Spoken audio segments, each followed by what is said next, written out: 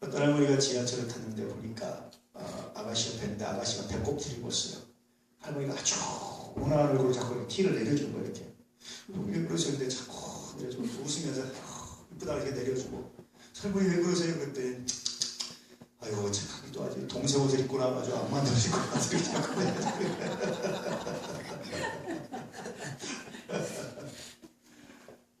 할머니가 이렇게 있으니까 손녀가 와서 할머니 혹시 다시 결혼해도 할아버지랑 결혼하실 거예요? 그랬더니 그럼 이 할아버지랑 해야지. 그랬더니 와 할머니 정말 할아버지를 존경하고 사랑하나 봐요. 그랬더니 할머니가 뭐라는 줄 아세요?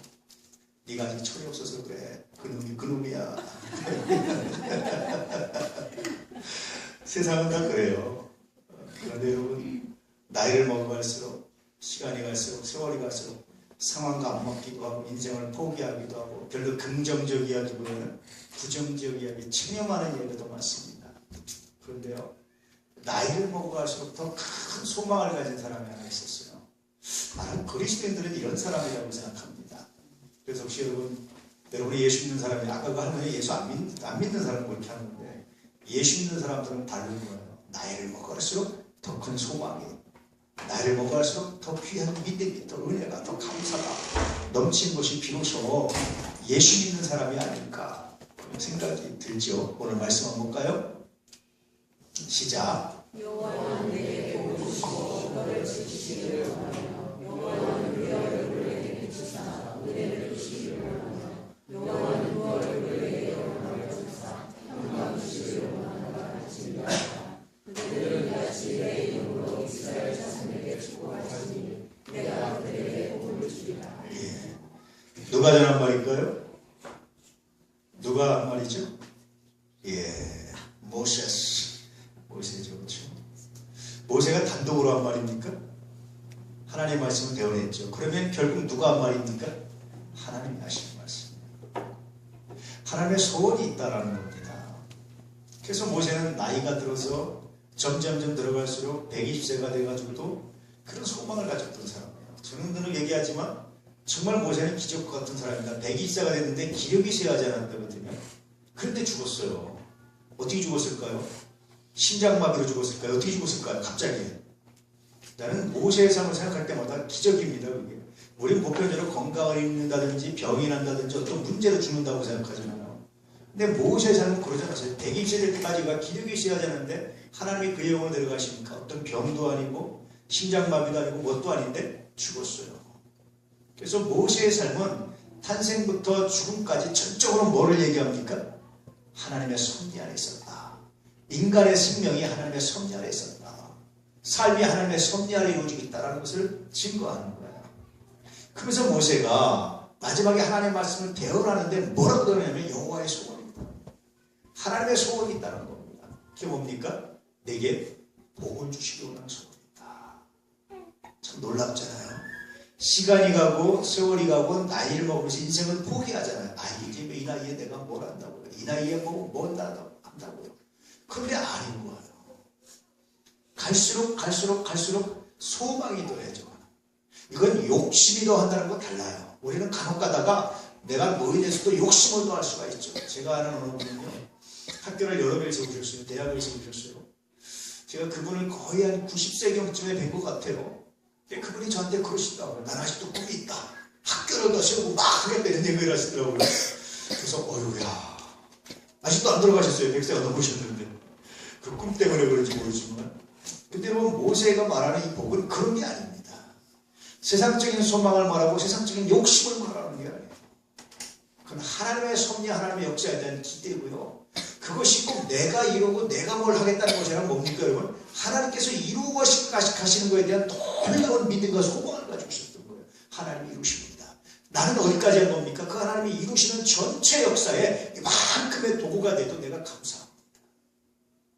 사람이 보니까 참 재밌는 게 다 때가 있고 역할이 있고 다 달라요. 어떻게 보면 어떤 사람은 부시는 사람, 어떤 사람은 세우는 사람, 어떤 사람은 길을 내는 사람, 어떤 사람은 막는 사람, 하여튼 별별 사람이 다 있어요. 봐도 여러분 다 헤어스타일 옷 다 다르잖아요. 그렇죠?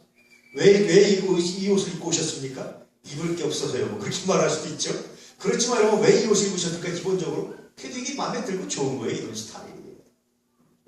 그나마 이게 낫긴 맞는 거예요. 근데 맞는 게 사람마다 다 같습니까? 틀립니까? 대부분 다 틀리죠. 그게 다 달라요. 목사가 이런 걸 입으면 무슨 목사가 이런 거 합니까? 괜히 인위적으로 거룩한 척하고 이런 사람도 있지만 또 어떻습니까? 구별된 삶을 살려고 노력하시는 분이요. 긍정적으로 보면 다 다르다고 살아요. 다 다른데 근데 공통점이 하나 있습니다라는 건데 이게 뭐냐면 하나님께서 이루시고자 하는 소망. 그래서 내 삶이 전체 하나님의 역사에서 이만큼만 기여를 한다 할지라도 하나님의 집을 만들어 가는데 내가 벽돌 한 장만 넣는다 할지라도 아니 벽돌 못 넣고 중간에 매지가 되는 이런 그런 시멘트 한 번만 딱 한 방울만 하고 올려놓는다 해도 내 삶이 만족합니다. 그런데 내가 갖고 있는 꿈이 있습니다. 그게 뭐냐면 내가 이만큼 한다 할지라도 하나님이 전체 집을 완성해 가신다는 겁니다. 내가 뭘 하겠다는 꿈이 아니라 하나님이 이루신 것에 대한 꿈을 갖고 사는 사람들. 이게 모세였고 하나님의 사람들이었고 이게 하나님의 일을 이루시는 방법이었어요. 그래서 오늘 모세는 뭐에 대해서 얘기합니까? 자기 소원에 대해서 얘기하는 게 아닙니다. 여러분 이렇게 하기를 원합니다. 이렇게 되기를 원합니다. 여러분 축복하십시오. 여러분 그들에게 복이 그려 주십시오. 이게 자기 소원을 말하는 것이 아니라 뭘 얘기하는 겁니까? 하나님의 소원에 대해서 말합니다. 난 이게 진짜 소원이라고 생각해요.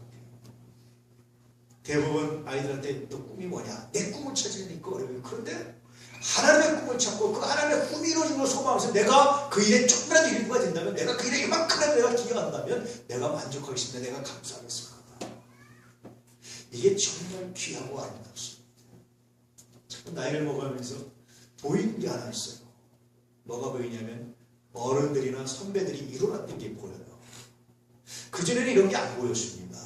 아이고 저거밖에 못해서 다 깨고시고 다시 해야지 뭐 이런 생각 많이 들잖아요.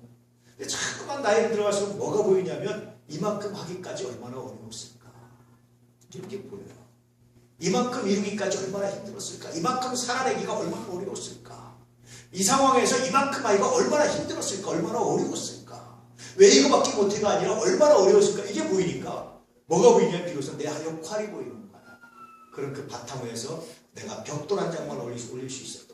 그래서 누군가 내 후배에게, 내 뒷사람에게, 내 누가 길을 따라온 사람에게 이걸 이렇게 벽돌 하나라도 한 장이라도 옮겨서 올려서 넘겨줄 수가 있어. 내 인생 정말 감사합니다.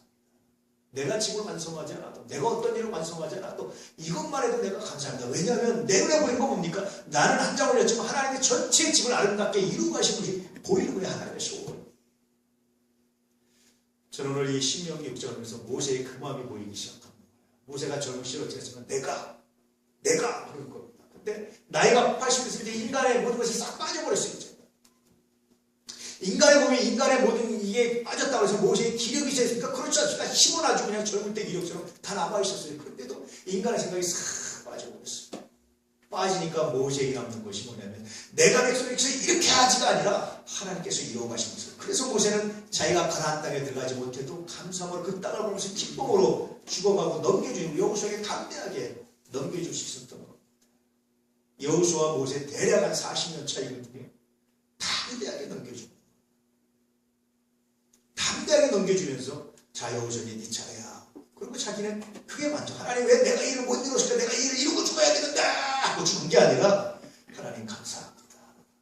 내가 하나님의 이런 구원의 역사에서 여기까지 했으면 정말 감사합니다. 나머지는 그가. 그러나 하나님 이루어 가시는 바람. 여러분 어떻습니까? 여러분의 삶, 여러분의 계획, 또 여러분의 자녀들에 대한 기대. 여러분 이제는 나의 꿈, 나의 소원이 아니라 하나님께서 이루어 가시는 전체 그림을 보시고 구원하시는 전체 그림을 보시고 그 가운데 내가 벽돌 한 장을, 그 가운데 내가 시멘트 한 푼을, 그 가운데 내가 삽판제로라도 올릴 수 있었다면 내가 만족합니다. 그러나 내가 아는 것은 하나님의 전체 집을 이루어 가신다는 사실입니다. 국가도 그런 것 같아요. 난 대통령들도 욕심 부리지 말고 그렇게 오년 동안 꼭 항상 올리겠다는 생각으로 하면 성공할 것 같아요.